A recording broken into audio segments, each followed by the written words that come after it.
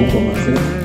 Alors je disais qu'on n'a pas convoqué la population, on n'a pas convoqué la diaspora, juste on a convoqué les responsables pour faire un point de presse. Donc c'est dans ce cadre. Tout ce que vous voyez ici, c'est les responsables de CERT, de Guirassy. Parce qu'on a dit c'est un point de presse, c'est pas un meeting ni une rencontre. Alors c'est dans ce cadre aujourd'hui, vous savez tous comme moi, l'injustice qui se passe au Sénégal. Ce que Macky est en train de faire à travers le pays. Ce n'est pas que vous savez, c'est un peu partout au Sénégal. Et son objectif principal, comment éliminer la coalition Yewwi Askan Wi, les candidats de la coalition Yewwi Askan Wi, parce que c'est l'opposition dure aujourd'hui au Sénégal. C'est dans ce cadre qu'on est en train d'éliminer systématiquement tous les candidats de la coalition. Et quand le ministre de l'Intérieur va jusqu'à dire, on demande au préfet, au sous-préfet d'aller à la Cour suprême pour annuler encore la candidature des candidatures des éléments de Yewwi Askan Wi. Alors c'est dans ce cadre que on vous a invité pour parler de Yewwi Askan Wi. Et vous avez à la table, Nana Soirée, que tout le monde connaît, ma sœur Mamoudou Kaba, Fatoumata Guirassy, Kebadini Djarabi, et Awa Yombeba, M. le maire Ndiaye de Thiénaba, mon ami Youm, le grand pasteur Kémo Cissé, et un autre grand activiste qui est là aujourd'hui, Benjeloum. C'est vrai, c'est une grande femme qui est là tous les jours pour se battre pour la cause du Sénégal. Je ne parle pas de CERT, je ne parle pas de coalition, mais Nanyama est là pour se battre pour le bien-être des Sénégalais. Et pour rester dans son coin comme les autres, sans rien faire. Mais avec son équipe, Mayuma, Tamasoro, Awayombe et d'autres, elle n'a appelé que les responsables. Je précise là-dessus, j'insiste, on n'a convoqué que les responsables. Donc ce n'est pas un meeting, ce n'est pas une conférence, c'est un point de presse. Sur ce, M. Marcel Ben, vous avez la parole. Bonjour à tout le monde. Moi je suis Massaer Mbang. Mon petit nom est Pocho Mbang, je suis un fils de Kédougou. Je remercie tous les gens qui sont là, qui sont venus nous soutenir. Mais auparavant, ce que je souhaiterais d'abord, avant de prendre la parole et expliquer un peu ce qui nous amène ici, c'est que les gens se présentent. Moi je me suis présenté, je vais donner la parole à Mariama qui va suivre le micro et après on va rebasculer le micro par là. Wa assalamu alaikum maa leen di nuyu ñëpp di leen ziare man la Mariama Soirée nekk parti 7 taxaw voilà di taxaw fii ak Yewwi Askan Wi tey. Bonsoir tout le monde, moi je m'appelle Ibrahim Ndiaye. Je suis aujourd'hui le candidat de la grande coalition Yewwi Askan Wi au niveau de la commune de Thiénaba dans le département de Thiès. Bonsoir, je suis Malik Youm, secrétaire général de la plateforme Tapo au Sénégal à Khalifa Bakar Sall en France. Bonsoir Kémo Cissé. Moi je suis plutôt membre du mouvement Teki et aussi candidature rejetée mais avec le Rewmi Ngor. Donc voilà. J'ai aussi je suis toujours une liste en cours pour le conseil départemental de Sédhiou. Voilà, merci. Salam alaikum. Donc Aboubakar Njeloun, je suis membre de la société civile et là où il y a un combat contre Macky Sall, je suis présent. C'est secrétaire général de non au troisième mandat. Il est secrétaire général de non au troisième mandat. Bonsoir, je m'appelle Mamoudou Kaba. Je suis dans l'équipe de Guirassy depuis une dizaine d'années. Un grand soutien à Guirassy, à Kédougou et actuellement un soutien à la coalition Yewwi Askan Wi. Merci. Alors bonsoir à tous. Donc, moi je suis Madame So Fatoumata Guirassy, membre de l'équipe de Guirassy à Paris. Bonsoir à tout le monde, je m'appelle Kéba Diaw, c'est membre de l'équipe de Moustapha Guirassy à Paris. Merci beaucoup. Assalamu alaikum, je suis venu je suis Awa Ba. Je suis ici pour soutenir Moustapha Guirassy. Merci.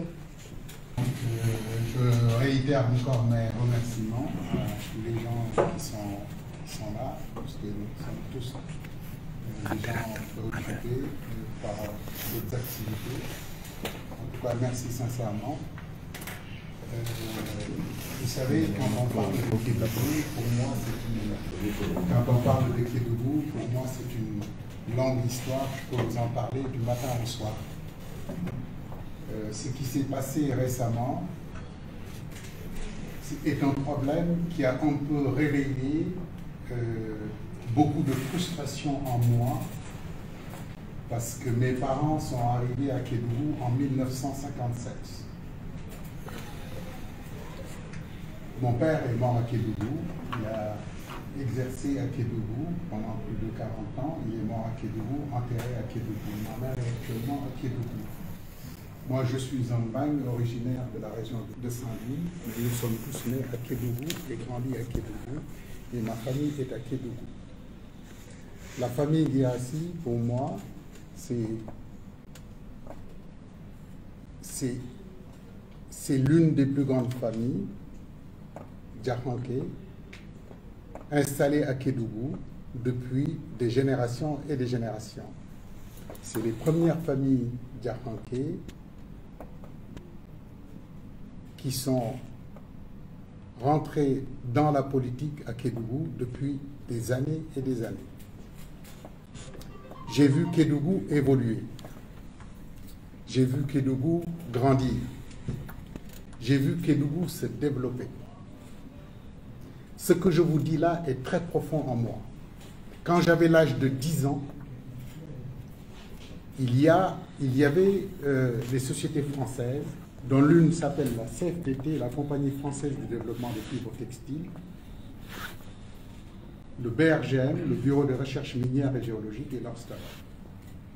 Quand j'avais l'âge de 10 ans, déjà, j'ai presque 60 ans, déjà, les gens commençaient à exploiter les zones minières dans cette contrée du Sénégal. Déjà, mon père est un agronome, j'ai sillonné toute la région de Kédougou de fond en comble quand j'étais petit. C'est dire tout simplement qu'on savait mesurer ce que les populations avaient, comment est-ce qu'elles vivaient. Les fonctionnaires qui étaient affectés à Kédougou, Kédougou était considéré comme une zone de punition. Les gens y venaient, ils faisaient ce qu'ils voulaient, sans foi ni loi, et n'avaient de compte à rendre à personne, et repartaient. C'est ce sentiment-là que j'ai vécu quand la candidature de M. Guirassy a été rejetée. Il y avait des militaires, c'était une zone frontalière, tous les préfets étaient militaires à l'époque. C'était une zone frontalière où il y avait beaucoup d'hommes de tenue et ils y faisaient ce qu'ils voulaient. Les filles de Kédougou, qui étaient un peu plus âgées que moi, peuvent vous raconter un tas de choses. Il y a des enfants qui sont nés à gauche et à droite. Personne n'avait de compte à rendre à personne. J'ai parlé tout à l'heure des sociétés minières. Le sol de Kédougou est exploité depuis plus de 50 ans. L'autre jour, j'ai ma fille qui me disait non, c'est pas vrai, c'est peut-être depuis 40 ans. Mais ça fait 40 ans qu'on est encore sous la pauvreté. Ça fait plus de 40 ans. C'est-à-dire que les gens prennent ce qui est chez nous, c'est plus fort. Hein. Ce ne sont pas des problèmes qui se règlent au niveau local, ce sont des problèmes qui sont gérés par les plus grandes autorités de l'État. Nous, on a vu des avions décoller de Kédougou, aller directement à l'étranger. Vous trouvez que c'est normal, ça? Je ne pense pas. On l'a vu. Tout simplement pour vous dire que le rejet de la candidature de Moustapha a réveillé toute cette frustration-là. Je veux dire que nous n'avons jamais été considérés. Les préfets, c'est eux qui faisaient et défaisaient les hommes politiques en fonction des liens qu'ils avaient les uns avec les autres, sans tenir compte des populations. Vous trouvez que c'est normal, ça? Ce n'est pas normal. C'est injuste. La frustration est tellement élevée que j'ai envie d'appeler, tous bords confondus, les fils et filles de Kédougou. Très franchement, peut-être que Moustapha nous a un peu apaisés, mais on avait envie d'appeler la population entière au soulèvement. Au soulèvement, à la révolte. Parce que ce qui se passe est inadmissible. Je vous épargne les détails, parce que je connais l'histoire de Kédougou. Des populations qui sont venues, des familles qui se sont installées à Kédougou. Je suis allé plus loin. Les familles qui se sont installées à Kédougou, ce sont des familles que j'ai vues venir. Et les gens de Kédougou, ce sont des gens d'une grande générosité. Je vais vous expliquer pourquoi je le dis. Dans ce pays-là, en France, on n'a pas encore vu une personnalité de premier plan, ici. Bien sûr, on peut relativiser, qui vient d'ailleurs, qui a été élu à des postes de haute responsabilité. À Kédougou, on le trouve, parce que je connais l'histoire de Kédougou, et je sais que les gens qui avaient été élus à une certaine époque n'étaient pas des fils du Sénégal. Je vous le dis. Leurs parents venaient d'ailleurs. Mais les gens de Kédougou l'ont accepté. Omar, qui est là, peut le dire. Il y a des secrets que nous connaissons. Donc les gens de Kédougou, les fils de Kédougou sont d'une grande générosité.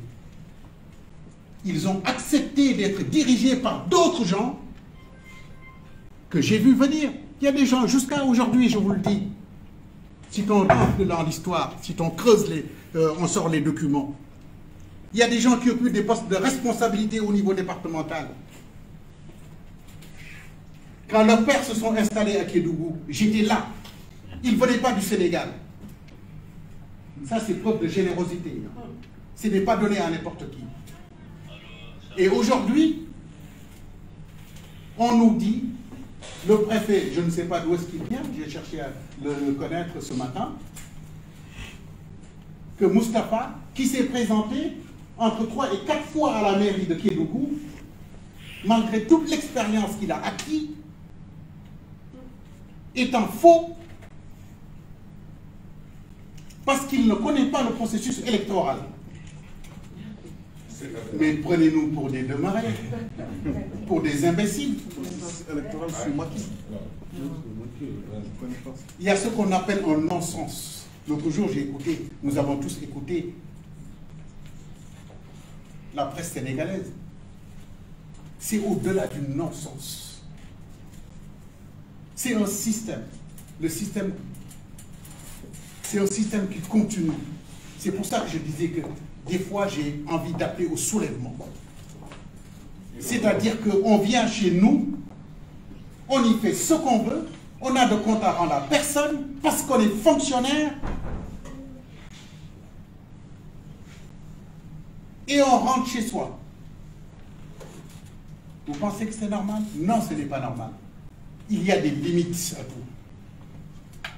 Notre leader, notre président Moustapha Baba, est très mesuré, est très modéré. Mais il y a des limites. Il y a des limites que nous ne pouvons pas accepter. Aujourd'hui, on est là pour dénoncer cette situation-là. Je vous rappelle ce qui s'est passé à partir du 3 novembre. Tous les partis de la coalition se sont rendus à la préfecture pour déposer les listes et dossiers de candidature. Le 3 novembre, je dis bien. La veille, après le passage des mandataires, le préfet de Kédougou a égaré 3 papiers sur les 5 que les mandataires avaient déposés. Est-ce que vous pensez que pour un administrateur civil, c'est normal? Non. Non. Non. Pas du tout. Pas du tout. C'est parce qu'il n'a aucune considération pour les gens. Il pense que nous ne savons pas compter, nous ne savons pas lire, nous ne sommes pas informés, nous n'avons pas de culture politique, nous ne connaissons pas les lois, nous sommes des ignorants.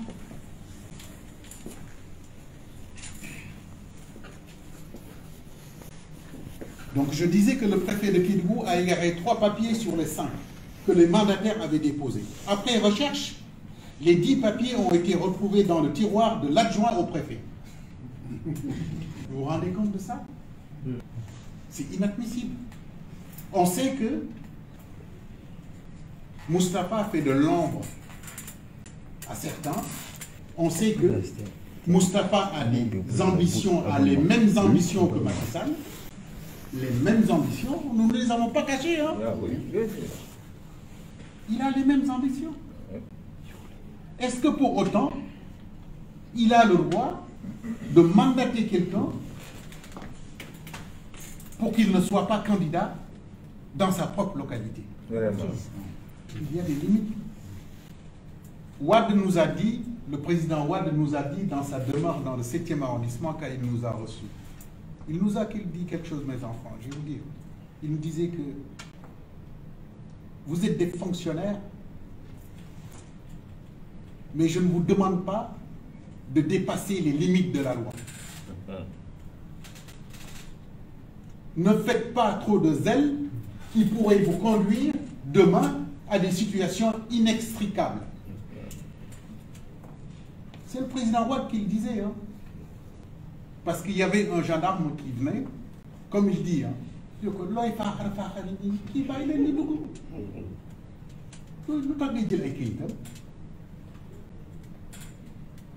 c'est des jeunes qui viennent nous voir. Macky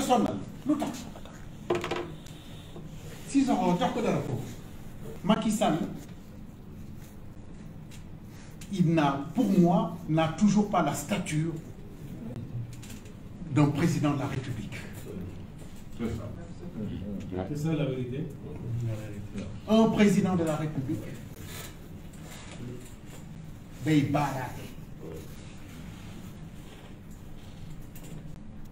un président de la République n'a pas un ego surdimensionné. Da ngay fekk nit ñi di xëccoo nga ni bàyyi leen nañ jëlte dem. C'est ça qu'un président de la République doit incarner. Mais ce n'est pas ces combats de petits coqs. Je reviens sur la situation. Les 3 mandataires de la coalition pour les élections départementales, le 3 novembre,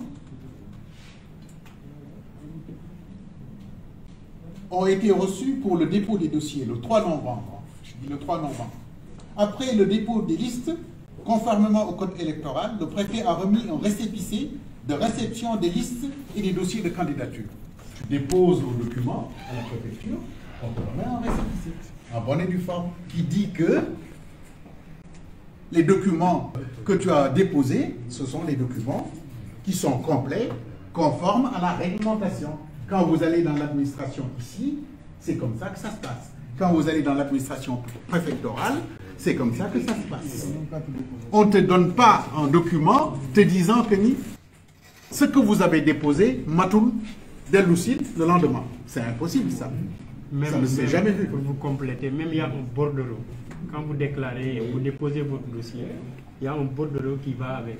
On n'a jamais vu ça. On ne l'a jamais vu.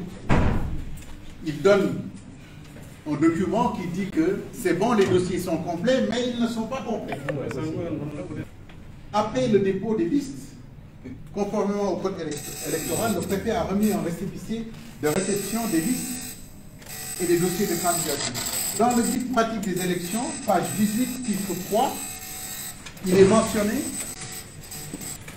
que la commission présidée par le préfet doit, en présence des membres de la commission, procéder au contrôle sommaire et contradictoire. Tout dossier de candidature doit être complet. Autrement, le préfet ne devrait pas accepter un quelconque dossier ou liste de candidats. Le pouvoir lui donne de vérifier, même s'il s'est trompé, de revenir sur ce qu'il a fait, de contacter tout de suite les gens pour leur dire vous pouvez rectifier le dossier pour le compléter. C'est ce que ça dit. Hein. Clairement. À la date du 5, le préfet a appelé le mandataire de Yewwi Askan Wi au conseil départemental à 12h35 pour lui notifier les modifications à apporter et a attendu à 17h35, c'est-à-dire qu'il a joué avec le temps, à 17h35, pour appeler le mandataire du conseil municipal pour lui notifier la décision de rejet au motif que la coalition Yewwi Askan Wi a déposé une liste de 11 suppléants en lieu et place de 16 sur la proportionnelle. Normalement, conformément au code électoral, si la coalition avait déposé 11 au lieu de 16, le préfet aurait, séance tenante, notifié au mandataire le complément ou lui notifier le rejet. Immédiatement. Mais ça n'a pas été fait. Donc, il y avait forcément des arrière-pensées derrière. Il y avait forcément des arrière-pensées. Un complot. Un complot. Donc, il a joué avec le temps. Il a fait ce qu'il voulait. Comme il a fait passer le message, c'est ce que je disais tout de suite. Quant au comportement des fonctionnaires dans cette localité, les gens viennent, ils font ce qu'ils veulent, ils repartent, n'ont aucun compte à rendre à qui que ce soit.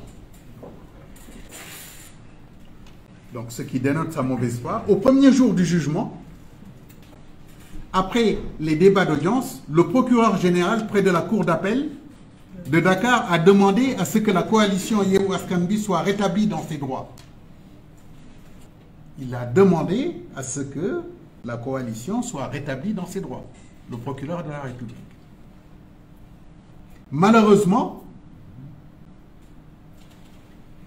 au délibéré, le juge a demandé la production par la CEDA des listes déposées pour donner sa décision. C'est là où nous nous sommes fait avoir. C'est là où on s'est fait avoir, puisque le document qu'il demandait ne pouvait émaner que du préfet. Donc, je disais qu'au premier jour du jugement, après les débats d'audience, le procureur général, près de la cour d'appel de Dakar, a demandé à ce que la coalition Yewwi Askan Wi soit rétablie dans ses droits. Malheureusement, au délibéré, le juge a demandé la production par la CEDA des listes déposées pour donner sa décision. La CEDA, à travers son secrétaire général, a transmis à la cour d'appel un rapport dans lequel il est mentionné la réception des dossiers et listes de la coalition le 5 novembre, pas le 3. Le 5 novembre, pas le 3. Alors que la coalition a déposé le 3 novembre. Donc la CEDA n'a fait que transmettre des listes remises par le préfet. C'est ce que je disais tout à l'heure. Donc à la lecture des documents, bien sûr que la candidature est rejetée. Bien sûr. Et la cour d'appel a statué pour rejeter la candidature. Parce que le document déposé ne corroborait pas avec le document que le préfet a transmis à la Cour d'appel. Et pourquoi le préfet n'a-t-il pas donné les documents? Pourquoi? Aujourd'hui, il est le seul à savoir donner la réponse. Il est le seul à savoir donner la réponse. Nous sommes des fils de Kédougou. Nous connaissons certaines populations. Attention, parmi les fonctionnaires qui exercent dans la commune de Kédougou, il y a des gens justes. Il y a des Sénégalais qui sont dignes d'être des fils du Sénégal et qui ne sont pas d'accord avec ces décisions-là. Et c'est pour cette raison-là que je me permets de dire que le préfet a installé un complot, je ne sais dans quel but, juste pour recaler la candidature de Moustapha. Et pas autre chose. Il n'y a pas une autre explication. Un peu de zèle pour espérer, je ne sais pas, une promotion ou autre, on ne sait pas. Pourquoi il a transmis la liste à la CEDA le 5 novembre au lieu du 3? Question. Pourquoi c'est dans le dossier de Kédougou seulement que les cours d'appel ont fait appel à la CEDA pour statuer? Il y a aussi une grosse interrogation au niveau de la cour d'appel. On ne sait pas pourquoi les juges ont focalisé seulement sur Kédougou pour demander certains papiers à l'administration préfectorale. En tout cas, on est là pour exprimer notre mécontentement. Nous sommes là pour exprimer notre solidarité et pour dire à la face du monde que nous ne sommes pas d'accord avec les décisions qui ont été prises quant au rejet de la candidature de Moustapha Guirassy. Moustapha, c'est notre leader naturel. C'est un digne fils de Kédougou qui s'est toujours battu pour Kédougou, qui a donné toute sa vie à Kédougou, qui a ses parents qui sont morts à Kédougou, qui est un fils du terroir de Kédougou, qui a ses grands-parents qui sont et arrière-grands-parents qui sont morts à Kédougou, qui sont de Kédougou. Je dis bien, j'insiste, qui sont de Kédougou. Il y a quelque chose quand même qu'on ne doit pas nous enlever. Quand on habite dans une localité, on peut se permettre de la défendre quand même. Excusez-moi, c'est tout à fait normal et légitime. Moi, je suis très mécontent, je suis en colère. Je suis en colère. Parce que ce qui s'est passé est inadmissible. On connaît l'histoire du Sénégal. Dans le Jolof, ce sont les Jolof qui dirigent le Jolof. Dans le Wallo, ce sont les Wallo qui dirigent le Wallo. Et pourquoi on ne voudrait pas que Moustapha dirige les gens chez nous? Pourquoi? C'est un fils du terroir. Merci.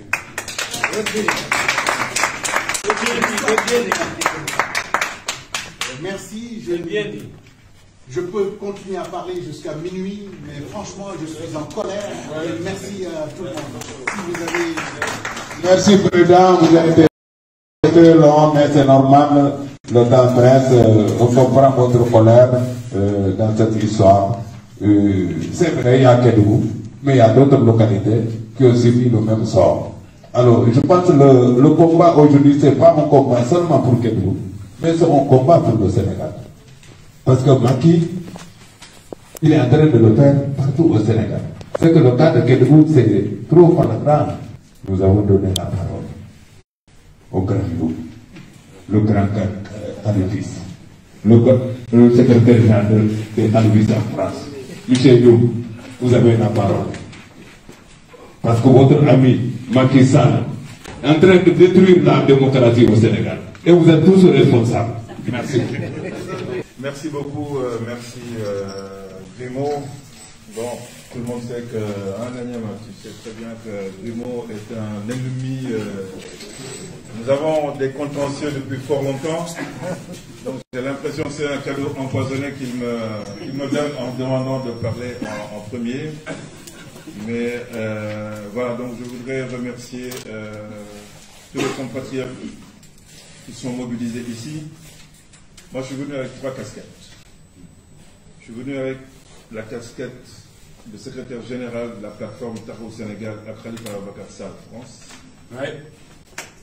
Pour retourner l'ascenseur à nos amis, nos sœurs, nos frères, membres du parti de Guirassy, qui n'ont raté aucun combat pendant les 3 ans où Khalifa Ababacar Sall a été en prison. Nous avons organisé des manifestations en été, en hiver, en automne, au printemps. Et à chaque fois, nous avons vu, en tout cas, des représentants du parti de Guirassy, et particulièrement notre sœur Nanyama. Donc si je ne connais pas aujourd'hui pour représenter les khalifistes, je crois que Nanyama et Grimaud, mon ennemi, auraient eu raison sur moi. Ouais. Donc je suis venu vous retourner l'ascenseur. Merci.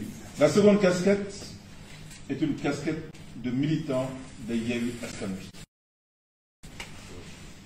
Et celui aujourd'hui qui est victime de cette politique de discrimination de Macky Sall est notre candidat à Kédougou. Et ce n'est pas n'importe quel candidat. Il s'agit de Moustapha Guirassy. Aujourd'hui, c'est binaire. Nous avons le choix. Ou nous choisissons d'être des citoyens, ou nous choisissons d'être des esclaves. Et nous ne pouvons pas être les esclaves de Macky Sall.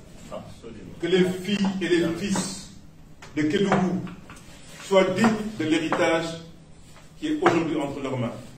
Merci. Aujourd'hui, Macky Sall tente tout simplement de leur montrer qu'ils sont des citoyens entièrement à part parce qu'ils ne font pas partie de la communauté nationale, donc ils n'ont pas le droit de vote. Oui.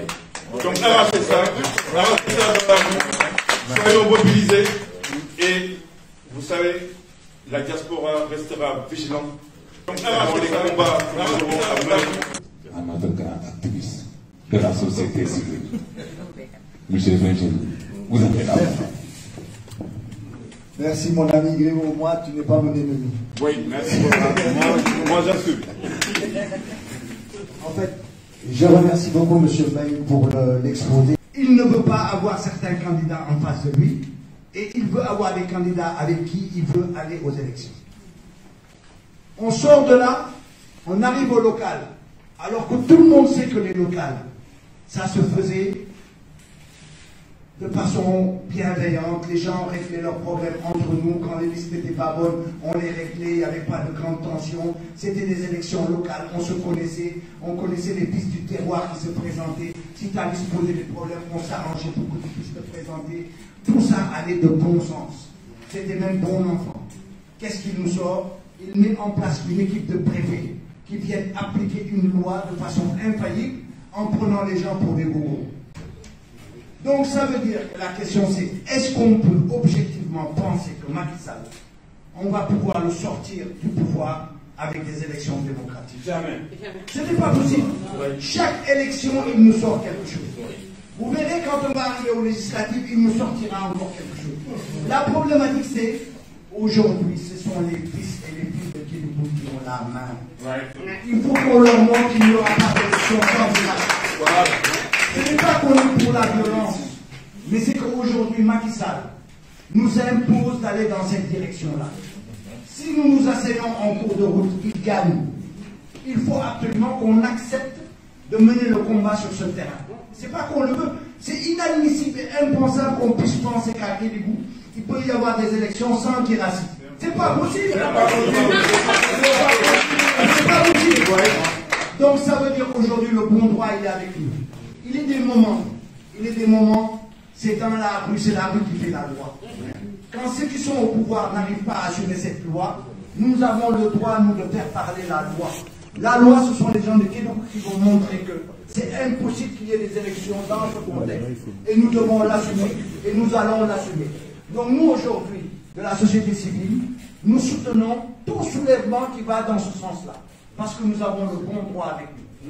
Mieux même, nous avons mis en place, en France, une association qui s'appelle Non au troisième mandat. L'association est prête, elle est reconnue, elle a un numéro, elle a tout. Nous savons que dès qu'on va sortir de ces locales-là, nous allons commencer à montrer qu'ici, dans la diaspora, au sein de cette association, nous allons nous positionner pour cette question fondamentale, à savoir, qu'est-ce qui va advenir du Sénégal avec Macky Sall. Je vous remercie. Merci. Merci le grand activiste. Vraiment, merci beaucoup, Benjamin. Alors, il y a un point quand même que j'ai oublié de vous signaler, vous m'excusez. Mais c'est la deuxième fois que vous créez des problèmes à Guirassy. Lors de la campagne présidentielle pour le parrainage, Guirassy avait plus de 150 000 voix. On l'a éliminé parce que le représentant de Saint-Louis n'a pas signé. Ce qui était faux. Donc c'est le premier coup qu'on a fait. Voici le deuxième coup. Mais je partage entièrement vos positions, comme celui de notre ami, le frère de Guirassy. Il faut que la population de Kédougou se lève. On ne peut pas régler ce problème-là au Kédougou. La seule solution, que la population de Kédougou se lève. Pas d'élection à Kédougou sans la candidature de Guirassy. Pas d'élection à Kédougou sans la candidature de Guirassy. Il faut qu'on ait des autorités comprennent ça. Comme Macky Sall et son ministre de l'Intérieur comprennent ça. Il n'y aura pas d'élection à Kédougou sans la candidature de Guirassy. Et au point que je voulais vous dire, il y a notre sérénien, c'est le fils de notre calife de Diana Madina qui est là, qui m'a dit soirée. Je vous représente, M. Soirée, il est là. Merci beaucoup, Benjamin. Mon soutien conditionnel, inconditionnel à Guirassy. Alors, qu'on a recalé. On a recalé. Bon, vous avez la parole. Le jeter et puis on se bat pas. On sait tout, comment ça se passe. La question qui était derrière pour nous, moi je l'ai déjà dit, c'est que ce n'est pas qu'à Kédougou. C'est très bien ce que Ben a rappelé. Kédougou est une région riche. J'ai déjà passé là-bas, je pense. Je suis Cissé Soirée, comme on dit souvent. Je suis ma-mère. Comme je dis, mon village en Casamance s'appelle Manfano. On part à Kédougou, on trouve un village qui s'appelle Manfano. Donc, ici, donc je suis là-bas, en quelque sorte. J'ai ma belle famille là-bas, du coup, je connais aussi bien que je connais de l'autre côté.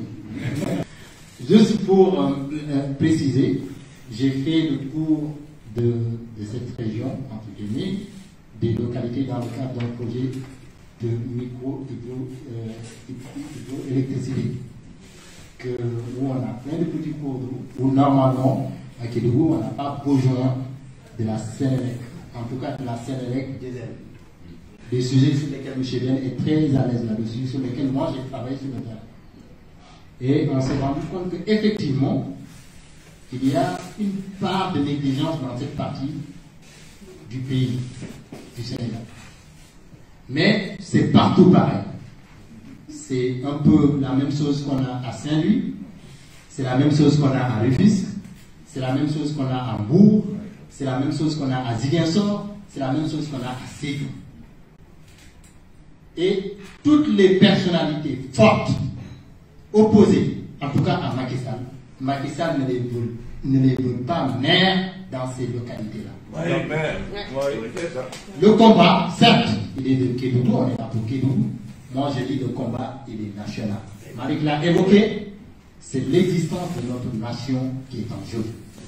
Parce que quand on touche à l'histoire, on touche au présent et on touche à l'avenir d'un pays, on touche au caractère sacré de la nation. Et c'est ça qui est en jeu dans ce combat. Moi, je le mets sous une autre étiquette, certes. Mais à ces jours, je le dis, c'est des personnalités couchées qu'ils veulent comme maire dans toutes ces localités.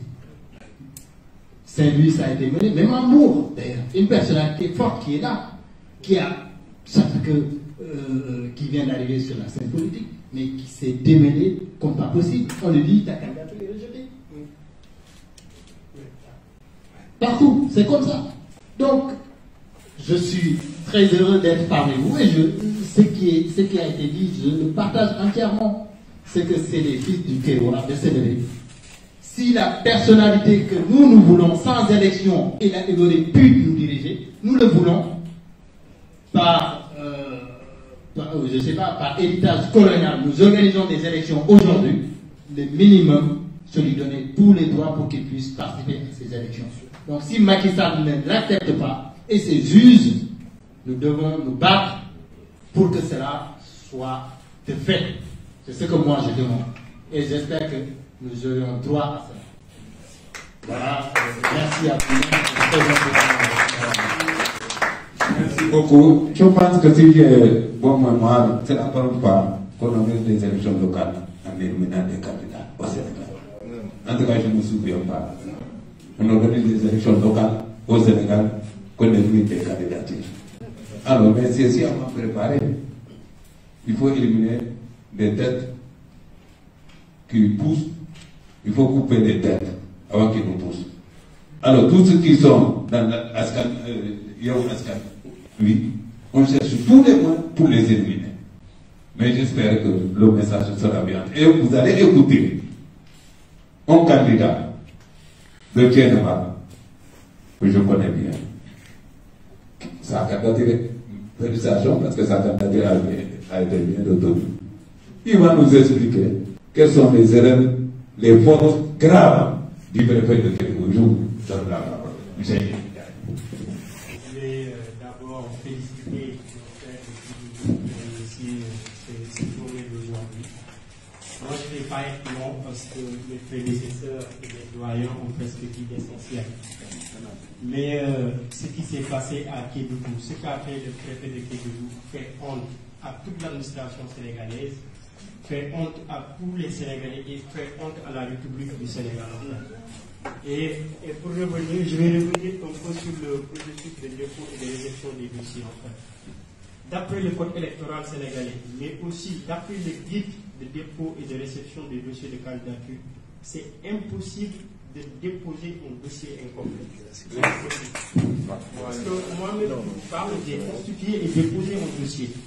Mais quand vous arrivez à la commission qui a été mise en place par le préfet, il y a un contrôle matériel qui va être fait en premier lieu. Le contrôle matériel, c'est quoi? Vous arrivez avec vos dossiers, les dossiers de candidature et les dossiers d'investiture. Vous arrivez avec 2 clés USB, un avec les spécimens de bulletin, une autre clé USB avec une autre clé avec les listes, les 2 listes proportionnelles comme majoritaires. Quand vous arrivez à la commission, la première des choses à faire est de vérifier les clés. Est-ce que vous avez respecté le nombre de conseillers qui ont été demandés à cette localité? Si c'est 100, si c'est 56, vous vérifiez avec la commission. Avec l'ordinateur, vous vérifiez. Donc, comment on peut déposer sur ce côté-là, sur les clés, une liste qui est incomplète? C'est impossible. Deuxième contrôle qu'ils vont faire est que les dossiers, la commission est là, le mandataire de la coalition est là, on procède au comptage du nombre de dossiers. Il compte 1, 2, jusqu'au nombre de conseillers que vous allez, qui est demandé dans cette localité. Et quand vous avez fini de compter, je suis là en face de moi, le bordereau de déclaration de déclaration de candidature. Sur ce bordereau-là que vous avez vu, vous tous, on compte, il compte devant vous le nombre de dossiers qui a été déposé, il compte.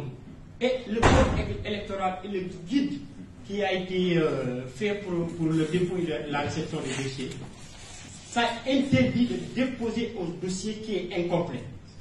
Quand il y a une opposition comme celle-là, quelqu'un qui comprend un vrai chef, da ngay màggal cette opposition. Da nga koy jox cër, doo ko brimer, doo ko opprimer, doo ko toroxal.